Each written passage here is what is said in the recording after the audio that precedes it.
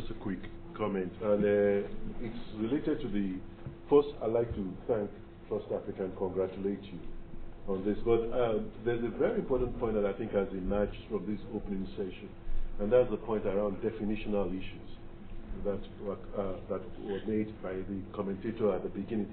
But perhaps to me, I look at the database and I want to congratulate you, and quickly I was looking at it, and I think the definitional issues, operational definitions are very, very important. I see a broad category networks, but I look in that category, I see think tanks, I see things like CHET. Then I look at it and I see networks like IRANA.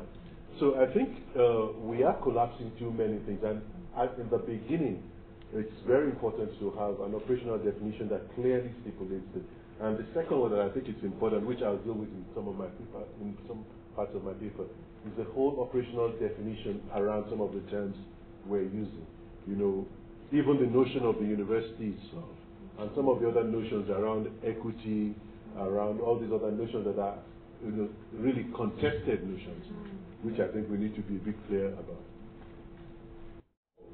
Universities, governments, communities, and different interest groups will need to develop and utilize the technical and professional requirements, but we should not forget the rather less intangible demands of consensus building, coalition formation, and the development of alliances around the building and transformation of African higher education institutions and systems. I think knowledge is developing. One of the points I wanted to make to the East African presentation is that given some of the experiences that have occurred over the past 1 decade, the bibliography is there.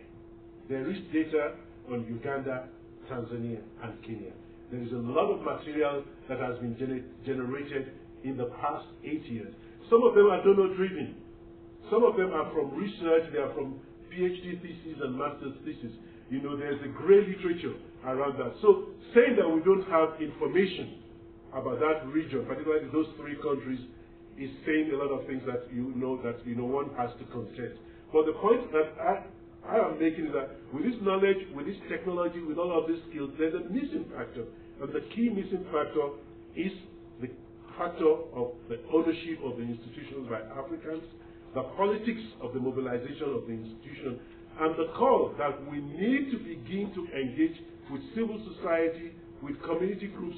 We need to begin to think of new forms of interaction that will bring the policy issues, the research issues that we talk about into the political arena. I don't think we are strong or we are effectively located in the political arena yet.